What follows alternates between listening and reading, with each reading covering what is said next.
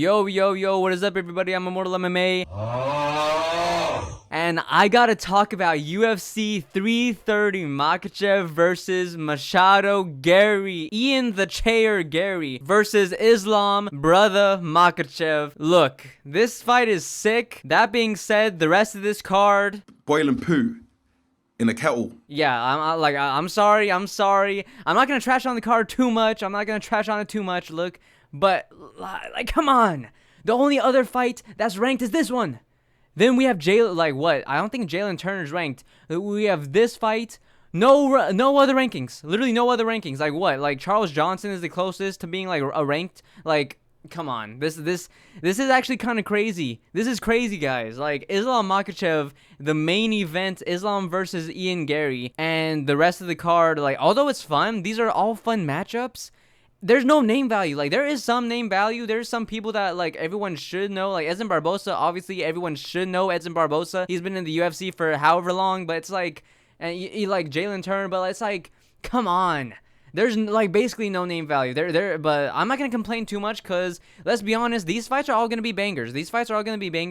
And I got to start with the very, very beginning. Let's start with the very first matchup. Jeremiah Wells versus Mitabek Orabai. I'm jumping straight into it. Mitabek Orabai is going to slaughter Jeremiah Wells. The beginning of a new era! The dawning of a new age demands sacrifice! Look, I don't care what anyone says. Look at the odds. Negative 1,100. This is correct. These are the correct odds, by the way. Mitabek Orabai versus Jeremiah Wells. Why did they make this? Why is this a thing? Why did they make this? I just don't understand. I don't understand. And before we get to that, let's have this conversation. You know, me and you. I'm talking to you, the viewer. I know it's my classic do a video right before the event happens, but let's all just take a moment, sit around, gather around, and look at the last video I posted. That thumbnail and that title is just generational. Go click on that video. After you watch this video, go watch that video, okay? If you have not seen it, go check that out. I'm shamelessly plugging myself. I don't care. Whoa, shamelessly plugging myself. That sounds wrong.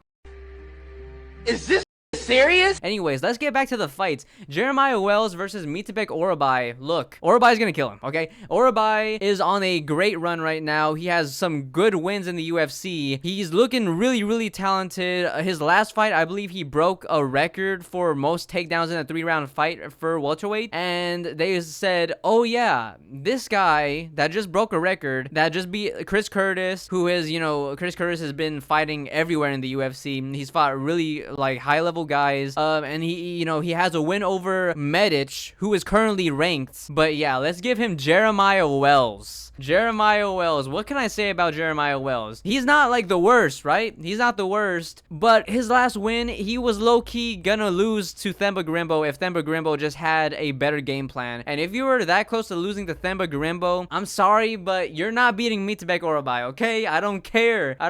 This guy was going life and death with Themba Gorimbo. He was losing to Carlston Harris. He was losing to Max Griffin. If you're losing to Carlston Harris and Max Griffin, and they give you Orabai, you're not gonna win that, okay? I'm sorry, you're not gonna win that. Jeremiah Wells has gotten taken down in his past fights. He has gotten controlled, and Mitabek Orabai is a master of this. The one person that Orabai couldn't take down and control, really, was Rebecca, who, you know, that was a crazy fight, back and forth war. That was a split decision. Other than that, Orabai has controlled, taken down people. He's shown that he has decent power on the feet. You know, he knocked out Jack Hermanson with that crazy KO. He instantly slept Jack Hermanson. Orabai just overall has shown that he does have top 15 potential. He does have top 15 abilities.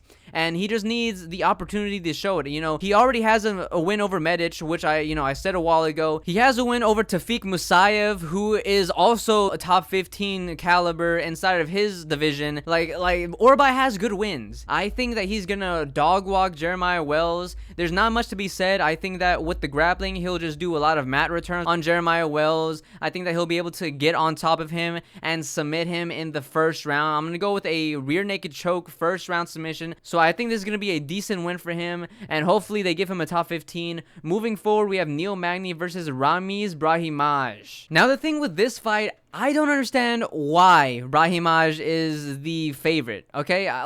I understand it's the whole, like, meme of, like, Neil Magny being, like, this horrible fighter or whatever. You know, he's the cockroach maxer, as Bedtime would say. But he's going against Ramiz Brahimaj? Come on, are we gonna act like Ramiz Brahimaj is this, like, killer or anything? If you actually take the time to look at Neil Magny's resume and look at all the people that he's lost to recently, he's literally not losing to anyone bad. He's losing to all killers. He has a loss to Carlos Prates, which he's been shown to be one of the most devastating strikers in welterweight history. We have him losing against Michael Morales, who is literally Spider-Man. He's literally Spider-Man. He's 19-0, and he beat Sean Brady up. Absolutely demolished Sean Brady, and that's who Neil Magny is losing to. He's losing to Ian Garry, a guy who is now fighting for the title against Islam Makhachev, whose only loss is to Shavkat Rakhmonov, who is 18-0. Oh yeah, who else defeated Neil Magny? Shavkat Rakhmonov, a guy that's 19-0 with 18 finishes. Like, these are not bad losses. People are acting like he's just losing to these randoms. No, he's literally losing to all top 15 guys. And now he's going up against Ramiz Brahimaj, okay? Neil Magny has good wins in between then. He won against Mike Malott, who is now ranked top 15. He survived Mike Malott and was able to punish him in the 3rd round. He won against Jake Matthews, and Jake Matthews, he's not the best guy in the division, but he certainly isn't some scrub. Like, Jake Matthews is pretty decent. He is pretty good, and Neil Magny won against him.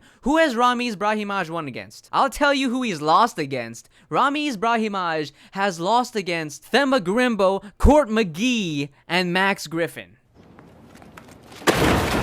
This guy is a Themba Grimbo victim, and we're gonna say that he's just gonna slime out Magny. I don't think so, okay? Neil Magny is gonna craft it up. He's gonna get him in the clinch against the fence. He's gonna do what he always does, use that clinch, use the grappling. I think he's gonna be able to take down Ramiz Brahimaj after he kind of corners him against the fence. I think that he's gonna pull him into his game, his crafty game. I think he's gonna get him down on the ground, and I could honestly see Neil Magny finishing Brahimaj. Now, I'm not gonna go out and, like, say he does. I'm gonna go with Neil Magny for a decision. I'm thinking maybe a 29-28 decision, very close. But I don't think Brahimaj is on the level that, you know, guys like DC glaze him up to be. Like, DC was glazing this guy hard in an interview, or whatever it was. I forgot what it was exactly, but I just remember the clip of him glazing this guy as if he's not 13-6. Like, come on now. I know the record doesn't say everything, but 13-6, and he's losing to guys like Max Griffin. Come on, let's pump the brakes on Brahimaj for a second now. Moving forward, we have Rafael Tobias versus Lucas Fernando. So, Lucas Fernando, I don't know too much about this guy, but at the same time, Rafael Tobias, he's not that good, okay? And in his last fight against Nurgajai, he was getting absolutely pieced up the entire time. His defense against striking is just not good at all. Lucas has the reach advantage. He has decent leg kicks. He has decent power. I think he's going to be able to hurt Tobias on the feet. I think that, you know, the leg kicks are going to do well for him because Tobias doesn't really check that well. Again, he's not very good defensively. I think he's going to get tagged up because of the reach advantage. And because of the power, I think that he is going to get hurt somewhere during this fight. I wouldn't say that he's going to get finished because he did have good survivability against Nurgajai, who, you know, we just saw Nurgajai just KO'd his last opponent. Although his last opponent wasn't that good. I still picked him, by the way. But Nurgajai did KO him easily in the 1st round, and Tobias did survive all 3 rounds of striking with him. But, you know, Tobias, he has decent finishing rates, which, you know, you would expect from a light heavyweight. He has decent submissions if it gets to the ground. He has decent KO power. But again, it's just the defensive striking that I just don't think that he's going to do too well in this fight. I think that Lucas is just going to outstrike him on the feet. I'm probably going to go with a 30-27 just based on damage for Lucas Fernando, but I wouldn't be surprised if maybe he finishes him in the 2nd or 3rd round by KO. But I'm going to go with a decision, 30-27 for Lucas Fernando. Tobias, I just don't think is going to have enough for Fernando on the feet. And we move forward past the early prelims to the regular prelims. Vicente Luque versus Tresean Gore. Now, this is an interesting fight. This is a really interesting fight. I think that people are overlooking Luque. I think that this is a good underdog pick that you could go with. I know I'm kind of going with a few, like, you know, Neil Magny, I'm going with an underdog. Now, this is the 2nd underdog I'm going with, but I kind of have a feeling that Vicente Luque could put Tresean Gore out. I say that because if you look at who Vicente Luque is facing, he hasn't been facing like horrible competition. He hasn't been losing to horrible competition, you know. He lost to Joel Alvarez, he is really good, even though he did lose his last fight to Yaroslav Amosov. He is a good fighter still, okay? It's just that Yaroslav Amosov is just very, very good in the grappling. And then he lost to Kevin Holland, Kevin Holland is just such a 50-50 fighter. You have no idea what's gonna happen with Kevin Holland. And then before that, he lost to Joaquin Buckley and Geoff Neal, which obviously he got KO'd by both of them, but that was back when Geoff Neal was still kind of him when it came to the power. You know, everyone was saying, man, Geoff Neal, he has that power. He has that power in them shots. Same with Buckley. And those aren't the worst losses. I know everyone was like writing him off after the Buckley loss. His last fight he won against Kelvin Gastelum, rocked him on the feet really badly and submitted him on the ground. Vicente Luque, I think that people over-exaggerate how bad this guy is. I think because everyone says, oh, Vicente is so past his prime and he's a walking shell of himself, and I'm like, okay, maybe he was better back then, obviously, you know, he's obviously past his prime, but I don't think it's to the extent of where people are bringing it. I don't think that what people are saying about him really correlates with who he's losing to. It's not like he's losing to some absolute bums. Like, sure, Kevin Holland isn't the best fighter, but he does have a lot of good wins on his resume, although, of course, he also has a lot of bad losses on his resume. Kevin Holland, again, he's just such a 50-50 fighter. He went up against Joel Alvarez and was able to survive all 3 rounds, and yes, I would say that Joel Alvarez could have possibly finished him because the one instance where he thought he got eye poked by Joel Alvarez, but Joel Alvarez actually just punched him, so maybe that would have been a TKO, but other than that, he survived Joel Alvarez on the feet and was striking with him. He just destroyed Kelvin Gastelum. I think people are kind of underrating Vicente Luque. And then on the other side, I see Tresean Gore. Now, Tresean Gore, his last fight was so good. His last fight was so peak against Azamat Bikoev. You know, he had a really good war with Bikoev and he was able to pull it out of the fire. I just don't see him winning against Vicente Luque. Look, Luque has,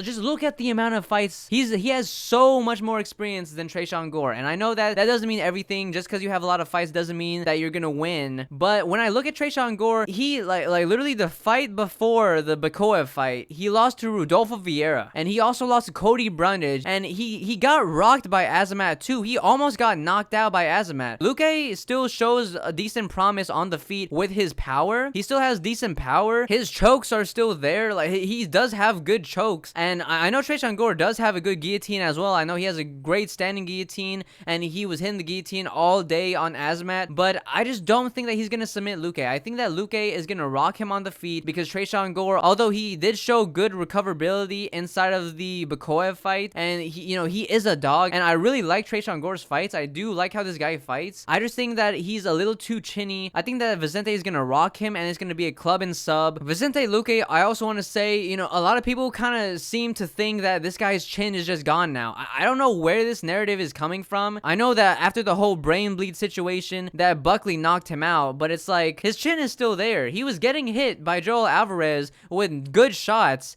and he was eating them. He was eating them, walking through them. It's not like his chin is just completely gone now. Let's chill on that. I think that Vicente Luque is going to get this done. Club and sub, second round against Tresean Gore. I think it's going to be really back and forth in the first round. And then in the second round, Vicente is just going to hit him on the button, follow him down to the ground, get his signature choke. And moving forward from this fight, we have Dante Johnson versus Eric McConaughey.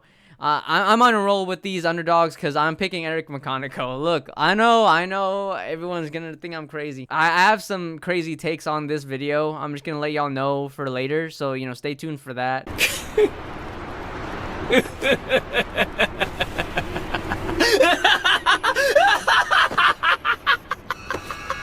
Yeah, Eric McConaughey versus Dante Johnson. Look, I'm not gonna lie, Dante Johnson looked horrible in his last fight, okay? I know he has all these KOs on his resume, he's 8-0, but like, one of these guys wins is against a guy named DeAndre Butts. This guy's been fighting NPCs until he got into the UFC. DeAndre Butts. That's one of the wins on this guy's resume. What are we doing? What is this? What is this character creation name on UFC 6 or UFC 5, whatever you play? Deontay Johnson, he did not look good in his last fight at all. He was crisscrossing his feet. He was throwing very, very poorly. He couldn't really hit clean on Cody Brundage, and he got the win. It was a very close fight. Dante Johnson, he was propped up to be this crazy prospect, but he just did not look good in that last fight. His striking just did not look good. He has power, but his fundamentals are lacking. I know that obviously since he's so green, from that fight to this fight, he could have upgraded so much. So maybe he's just gotten so much better. And this is a very big gamble on Eric McConaughey, because Eric McConaughey himself, he's not the best in this division whatsoever. You know, he's not the cream of the crop, but he does also have a win against Cody Brundage. That was very, very close. And he's had competitive fights with, like, you know, Susur Kayev. It was a very competitive fight until he got knocked out. And of course, he just won against Rodolfo Vieira.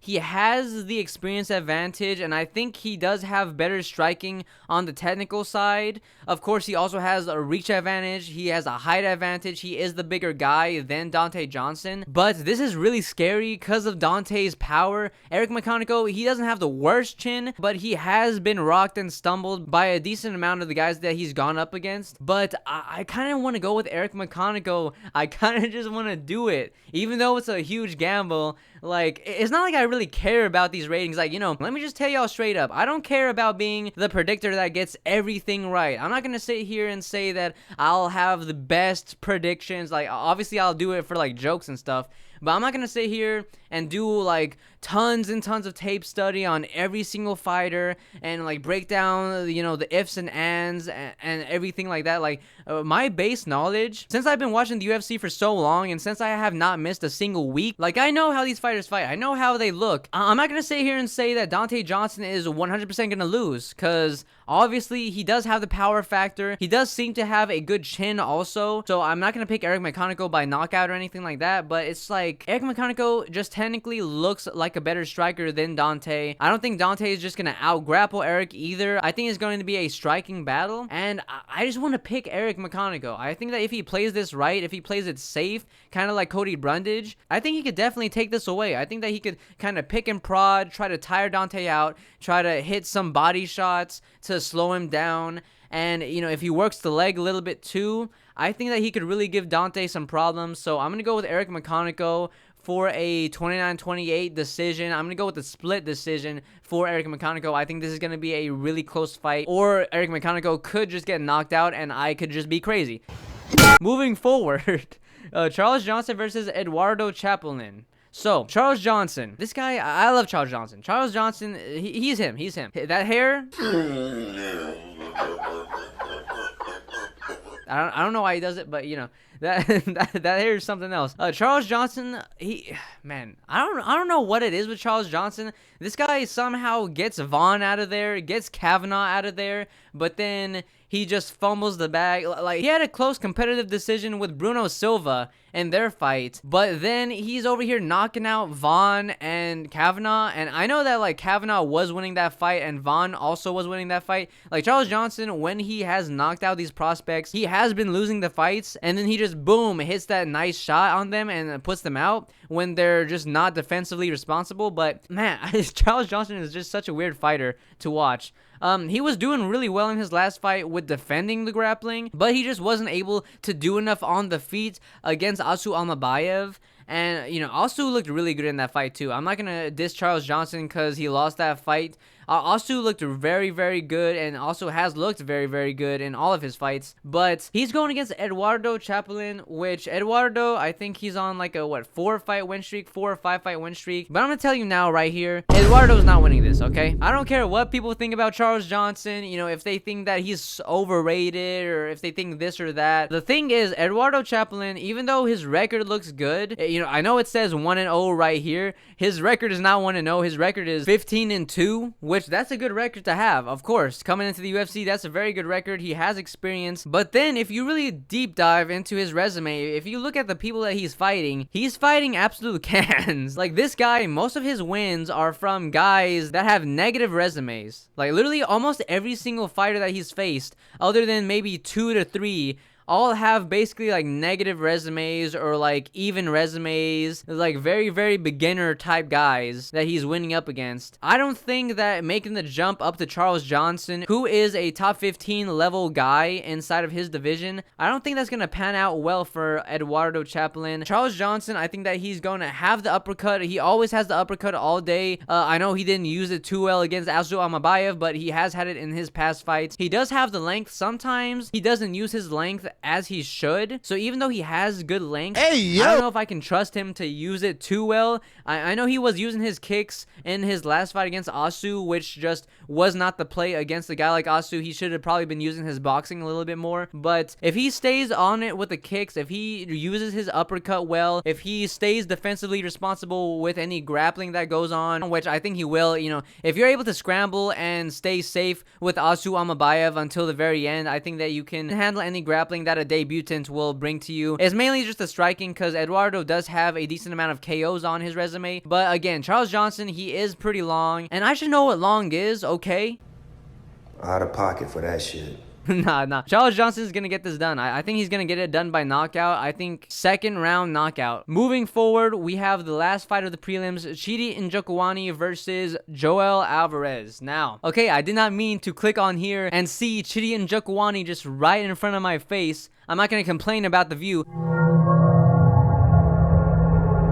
But nah. Oh no, I'm too gay in this. I'm too gay right now. Chidi Njokuani. Okay, wait. Okay, come on. Oh, come on, site. Okay, let's. Yeah, I was being too gay. The site was crashing. Okay, Chidi Njokuani versus Joel Alvarez.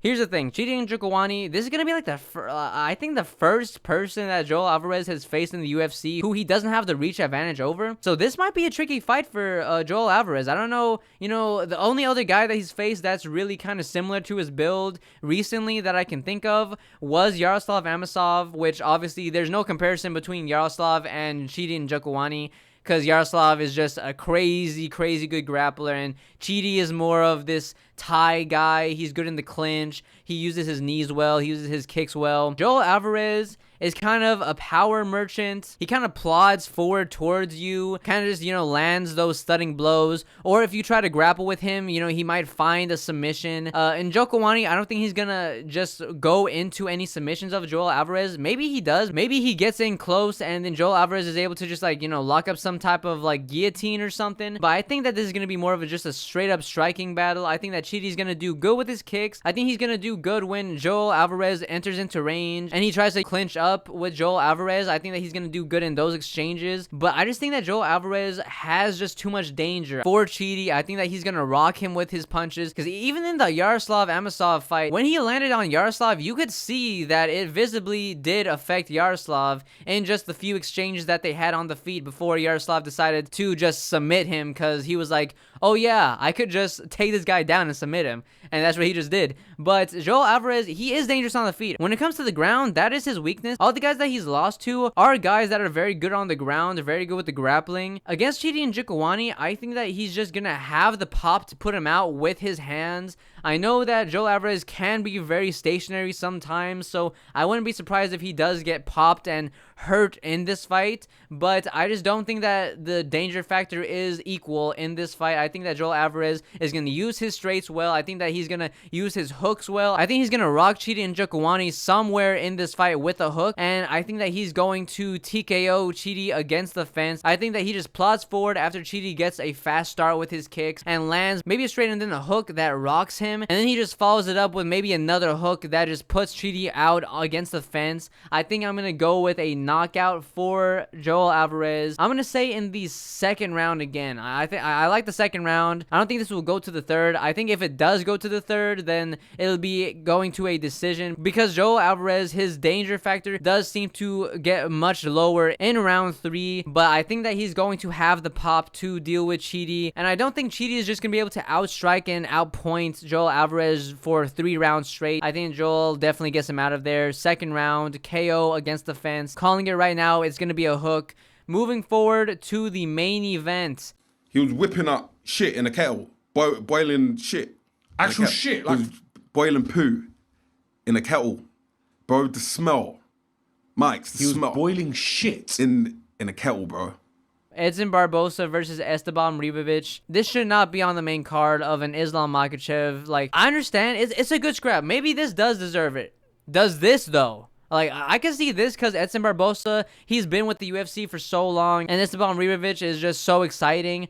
Monster Abdul Malik versus Dustin Stolfus on the main card. Yeah, we'll get to that in a bit. But Edson Barbosa versus Esteban Ribovic. Why are they doing this to my boy? Ribovic is just going to absolutely demolish Edson Barbosa.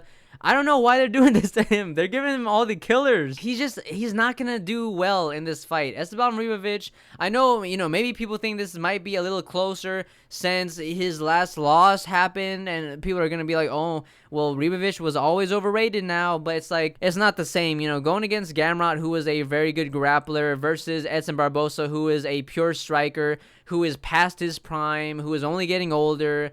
And, although he looks in incredible shape, he's not going to win this fight, okay? He's not going to win this fight. He doesn't have any pop in his hands. He can really only KO you with his kicks. And I don't see him KOing Ribovic with a kick. Ribovic is a blockhead. He's a take one, give one kind of striker. And I just don't think Essen has the power to take him out unless maybe he lands his spinning kick or something. But I just don't see that happening against Ribovic. Ribovic has the better boxing. He has the better cardio. He's going to cardio mog Edson Barbosa, get him tired as the rounds go on, and I think he's going to TKO him in the third round. Edson Barbosa, even though he is tough and he has good survivability, I think that Ribovic, with his cardio advantage, because Edson Barbosa, he really doesn't throw too much, and he kind of does get much more tired now than he used to in his career. I think that Ribovic is just going to be able to tire him out with too much volume. And I think Edson, he's just done. He's done. Unless he fights someone who is just not good, I don't think he gets another win. It's obviously just a fight to build up Esteban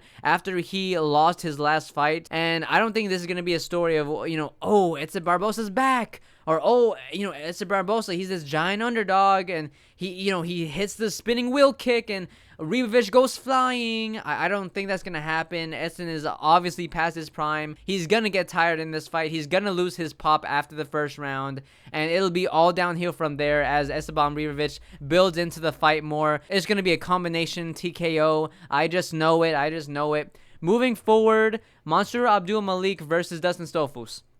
This is crazy that this is in the main card.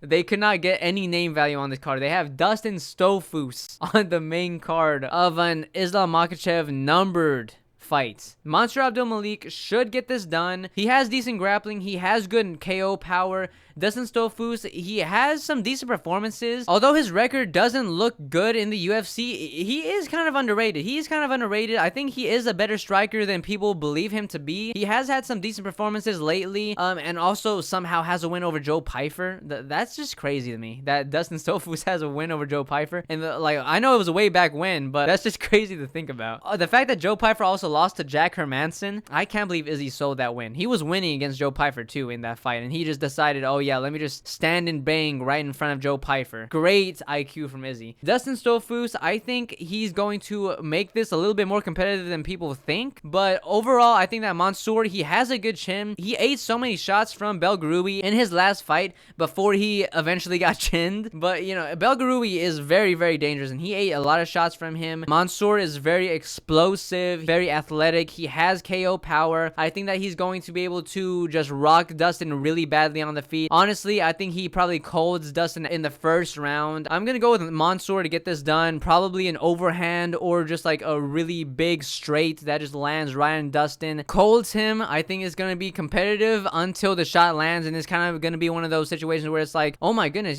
Dustin's really doing good. Oh, he's really doing good. Oh, look at that shot that landed. Oh, that was nice. This is actually really competitive. Oh, he's on the ground. He's twitching. He's dead. Yeah, like that's gonna happen. Oh no. Mansour is probably gonna cold him badly. But let's move on. I think that's gonna happen. In the first round, Jalen Turner versus Kaue Fernandez.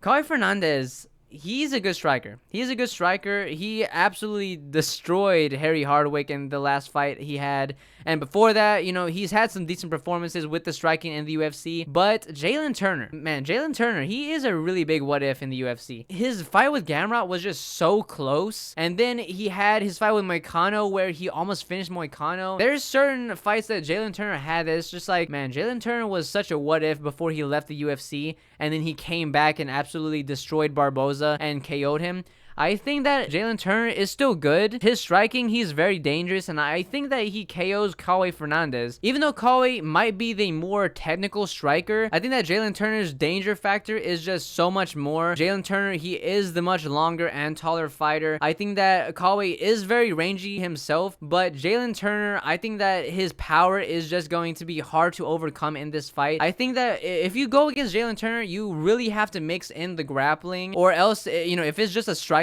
battle, I think most people in the division probably lose to Jalen Turner just because of his length and his power. So I think that Kaue Fernandez is going to be doing well, but I think that he's going to get KO'd late. I think he's going to get picked apart in the third round. I think I'm going to go with the third round KO. I think he's going to be doing really well in the first. The second round is going to be the turning point, and then I think in the third round, Jalen Turner is going to just find the button on Kaue Fernandez, hit him with a straight that just sends him to the ground, and then he follows up because he's learned from his mistake of trying to walk off KO like he did against Naito Moicano. I think that he's gonna follow him up after he rocks him on the feet. So I'll go with Jalen Turner by third round KO. I think he still has a lot of potential in the division. He is still young. He also has good head kicks too. I think that he could hit a head kick on Kaue that really rocks him. So I'm just gonna go with Jalen Turner for this one, third round KO. Moving forward to the co-main event, Mackenzie Dern versus Jillian Robertson.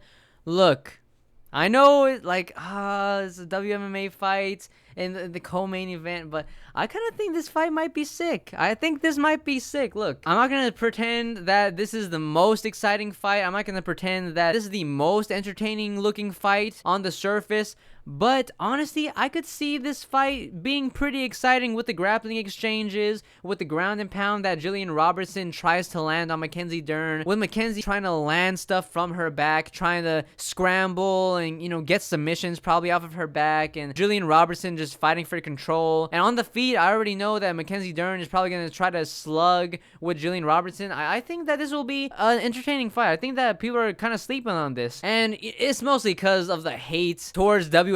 Majority of the MMA community just hates WMMA. I'm fine with it personally. I enjoy a decent amount of WMMA fights, especially like recently. Recently, there's been a lot of bangers from WMMA. People are kind of sleeping on those fights. But Mackenzie Dern versus Jillian Robertson, I just think that the matchup is interesting because of the grappling exchanges that will happen. Mackenzie Dern is the better straight up BJJ person, but Jillian Robertson has the better wrestling. Jillian Robertson has better finishing potential. Mackenzie Dern probably has better submission threat, but Jillian Robertson has better ground and pound, I would say. So it's interesting in the grappling. But Mackenzie Dern has better striking, and that is really what has me on the fence, because I want to pick Jillian Robertson. I do really like Jillian Robertson. I want her to win, but Mackenzie Dern is just straight up the better striker on the feet. She has more power on the feet. She knows what she's doing more. She has better mechanics. And it's not like Mackenzie Dern is the best striker out there, because when she has gone against strikers in the past, she has gotten rocked badly. She has gone out struck, but she is better than Jillian Robertson. So that's really what worries me for this fight. I kind of want to pick Jillian Robertson. I kind of feel that even though it'll kind of be reminiscent of the last fight that Mackenzie Dern had with Virna Jandiroba, Robertson could use her takedowns really well against Mackenzie Dern. But unlike Jandiroba, I think that she's going to be able to do more on the ground. Jandiroba, when she got to the ground, she kind of didn't know what to do. She kind of couldn't really pass Mackenzie's guard. She couldn't really do much with the takedowns. She was getting elbowed from Mackenzie Dern while Mackenzie Dern was on her back, and Mackenzie Dern was kind of just getting as many strikes as possible that she could on bottom position. But I feel like Jillian Robertson, when she takes Mackenzie Dern down, she will try to do more when she gets her down. While Virna is a very good grappler, she is more of a position grappler. She is more of a submission artist. She is more of, you know, a ride you out type of person, while Jillian Robertson looks for more finishes. She looks for more ground and pound. And I think that'll be the difference. I think that when she takes Mackenzie Dern down, unlike Jan Zadoba, where she kind of just doesn't know what to do and she's just getting elbowed from bottom, I think that Jillian Robertson, when she takes Mackenzie Dern down, she will just start striking her, using her ground and pound to her advantage. And I think that'll make Mackenzie Dern uncomfortable and will open up Jillian Robertson to pass more than someone like Jan Zadoba. But then also Mackenzie Dern, she's just better striker. You know what? I gotta go. No, I'm switching up my pick. I gotta go with Mackenzie Dern. I gotta go with Mackenzie Dern just for the fact that she is a better striker on the feet. I think that she can rock Jillian Robertson. I think that when it gets to the ground, it will be 50-50. But I think Mackenzie Dern can probably edge it out with her striking. She'll probably do a little bit more damage on the feet. So when it gets to the ground, when it gets to these close rounds where they're very back and forth with the grappling, I think that the striking on the feet will set her apart. So you know what? I'll actually go with Mackenzie Dern. She is very scrappy. I'll go with Mackenzie Dern for a 48-47 against Jillian Robertson. I am rooting for Jillian Robertson, though. I have been rooting for Jillian Robertson for a long time now. I've been watching all of her fights and being like, come on, Jillian, get that title. So hopefully she wins. Hopefully she wins. I have been following her for a while now. Moving forward to the main event, the big potato stuff. You know, all of this entire card, this is all small potato stuff, but we're getting to big potato stuff. If y'all don't know that reference, it's from Spider-Man. Spoiler alert, Spider-Man dies at the end. Yes, I just spoiled you all. And you'll never know if I'm actually telling the truth until you watch the movie. And then you can criticize me, and then you can go into the comments and say, wow, you spoiled this movie for me. But did I? Did I really? Let me know if you've seen Spider-Man. Let's go on to Islam Makhachev versus Ian Machado Garry. Okay, here's my crazy take. I said I had some crazy takes a while ago. That was because I was gonna pick Jillian Robertson, and then well, this fight, well, you're obviously gonna hear it, but you know, I have some crazy takes about this fight. I feel like me saying this is just gonna make everyone not trust my judgment ever again, and everyone's gonna say I'm like a fake hardcore, or they're gonna say that I suck at making videos. But I don't care. This is my channel. I'll say what I want. Ian Garry is gonna knock out Islam Makhachev. I know. Everyone's gonna hate me. Everyone's gonna hate me. But no. Hear me out. Before you leave, hear me out. Oh, look, I know he doesn't have the greatest KO potential we've obviously seen in his past fights, but if you break stuff down, if you really break stuff down, look, he had a fight with Carlos Prates where he did rock Carlos Prates in that fight, okay? He did hurt Carlos Prates a few times during that fight, and Carlos Prates has shown himself to have a really good chin, and obviously Carlos Prates is also one of the best strikers in the division. And then, of course, Ian Garry went against Shavkat Rakhmonov, where he didn't really land too much on Shavkat. Honestly, that fight was more of a grapple fest. It was more of a cage fest. Honestly, there wasn't too many strikes landed for Ian Garry, period, in that fight, but we'll get to that later on how that's kind of relevant to this fight. But Ian Machado Garry, the guys that he's going up against are kind of blockheads. You know, Shavkat is a blockhead. We know that from his fight that he had with Geoff Neal, and of course you have the fight that he had with Bilal Muhammad. And Bilal Muhammad has one of the best chins in the UFC, period. We saw that on display in the JDM fight. We saw that on display with the Bonfim fight. This guy has a crazy granite chin. So obviously Ian Garry didn't knock him out. I think that he has a chance against Islam Makhachev. Here's why. Well, let's get to Islam Makhachev first. Obviously, Islam Makhachev should be the favorite. I am, going against the grain on this one, especially with my take that he's gonna KO him. Like, I feel like the people that are picking Ian Garry are kind of being like, oh, he's gonna pick and prod and he's gonna win a decision. I straight up think Ian Garry's gonna KO him. So that's kind of crazy to think. I can already see all the Islam Makhachev glazers, all the Dagestan glazers, just saying that I suck and that I underrate Islam. I don't underrate Islam. I overrate Ian Garry, if anything. I think Islam is the GOAT. Well, I think he's close to being GOAT status. I think that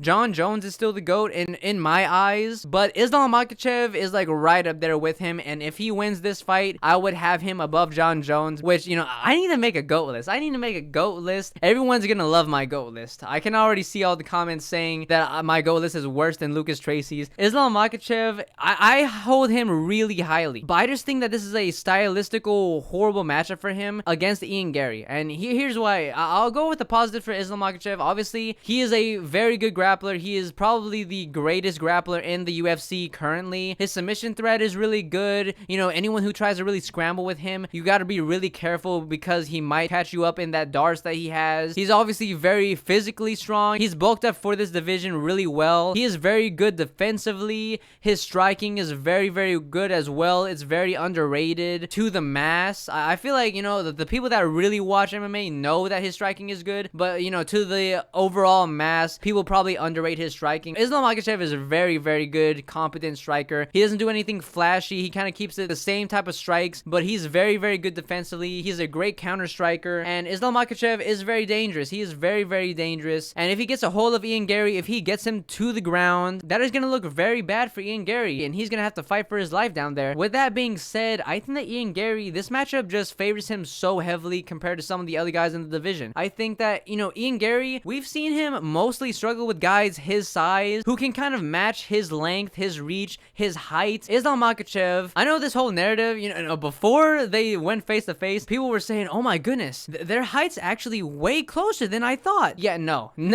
I don't know why people thought that they were closer in height than they were. Like, literally, you could see Islam Makhachev had shoes that were thicker than Ian Garry's in the first face-off that everyone was, like, going crazy over. Ian Garry is obviously much taller than Islam Makhachev. Even, like, looking up at Ian Garry has longer legs than Islam Makhachev. He has very, very good kicks. He has very good oblique kicks that, you know, can be really used effectively against a guy like Islam Makhachev, who is a very heavy grappler. I think that'll be one of his main strikes that he uses, as he's been using recently, and I think that he'll be able to hurt Islam Makhachev with those during this fight. And obviously the reach, he has a 4-inch reach on Islam Makhachev. He's gonna be the much longer guy, and unlike a lot of guys in the UFC who are taller, who are longer, Ian Garry uses his length to his advantage really, really well. He's able to stay on the outside very, very well. He's able to throw up his kicks, throw up his jabs really well. He himself is very good defensively. I know he gets tagged up in some of his fights, but usually he has the better exchanges when it comes to the striking, and I've seen some stuff like Islam Makhachev seems to be kind of underrating Ian Garry's striking abilities. I know he's been saying that he's fought better strikers before,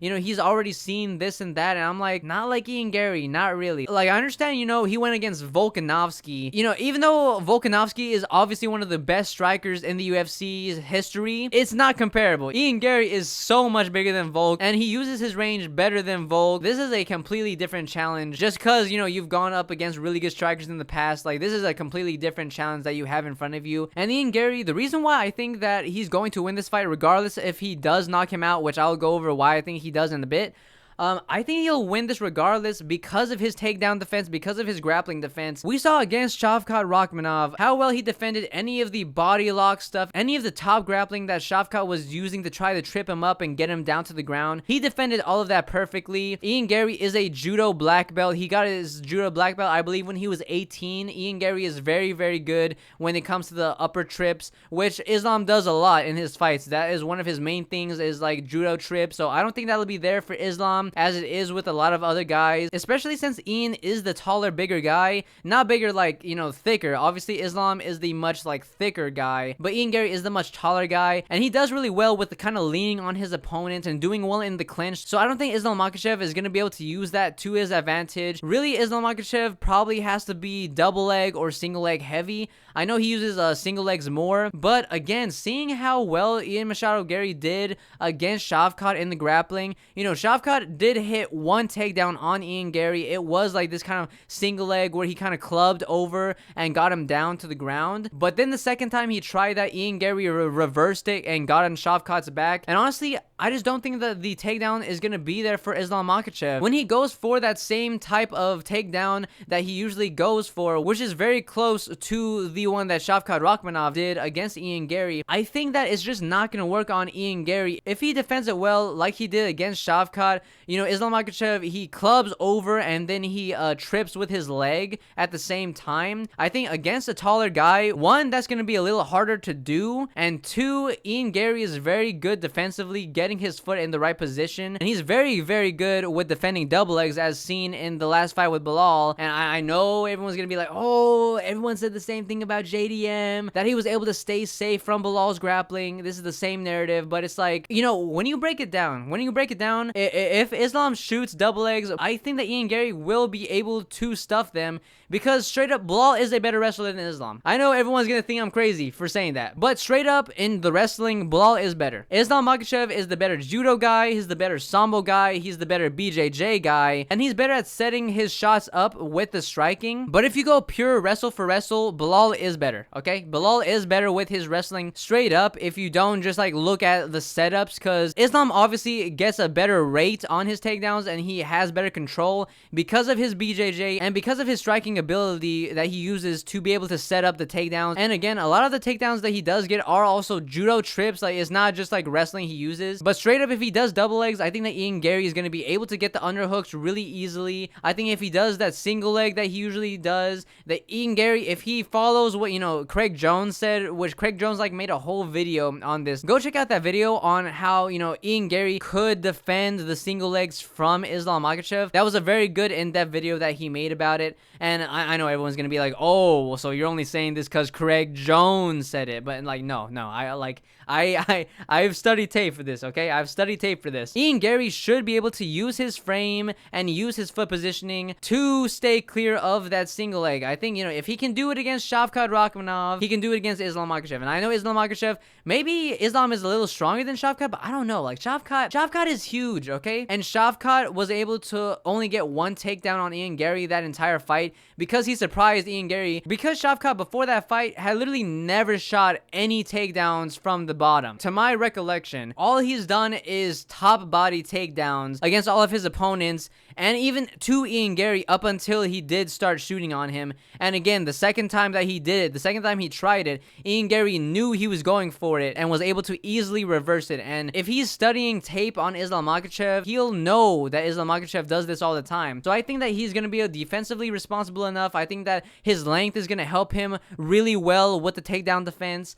I think that Islam Makhachev is going to have a hard time getting in on him. And when it comes to the striking, it's going to be hard for Islam to close the distance. And then that brings me to why I think he's going to be able to knock Islam out. Ian Garry does really well against southpaws. Islam Makhachev is a southpaw, and what that opens up for Ian Garry is the head kick. I think that Ian Garry is going to head kick KO Islam Makhachev. I know, that's crazy to say, but is it though? Yeah. The same head kick that he hit on Daniel Rodriguez, I think that he could hit that on Islam Makhachev. And I know me comparing Islam to Daniel Rodriguez is blasphemy, but if you look at it just on face value, Ian Garry's gonna be able to throw that kick all day, and I just think that it's gonna wrap around Islam's head. Even though Islam, you know, he does really well defensively keeping his hand up, I think it'll be a Dustin Poirier situation where even though he blocks the kick, it'll wrap around and kind of stun him badly on the feet. And I think after he gets head kicked, I think that Ian Garry's going to see that he's rocked and follow up with maybe a 1-2 and put Islam Makhachev out. I really think that that'll happen. I really do. I know it's kind of crazy to say, but I just have a feeling. And you know, I've studied this tape. I know Islam Makhachev, how good he is, but I just don't think that this is a good stylistic matchup just because of the height, because of the way that Ian Garry fights, how good he is with his footwork. I think that overall, what it comes down to are the physical attributes of Ian Garry. I think if they were a little bit more similar in the size, and you know, again, not talking about like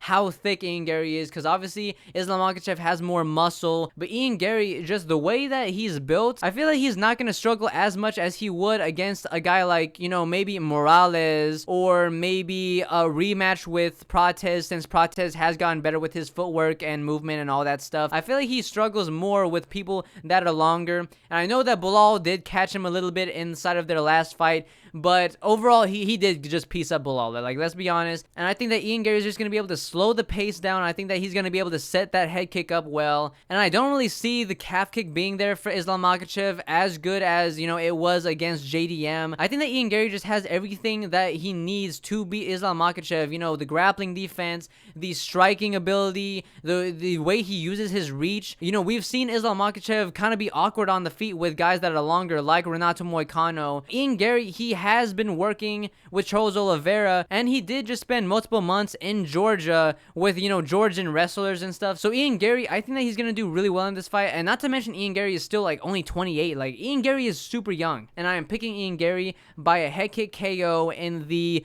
third or fourth rounds. I am glad you made it through the video all the way until now. Thank you for watching, everybody. If you enjoyed this video, head kick KO that subscribe button, ground and pound that like button, and win as the underdog against that comment section, and let me know what your thoughts are about all these fights. What do y'all think about the card overall? What do y'all think about my picks? Am I crazy? Let me know if I'm crazy. Y'all will probably say yes, because this is a crazy pick. Maybe I am just mental. Maybe I am just mental. But again, if y'all enjoy, do all that stuff, and I will see y'all in the next video. Peace.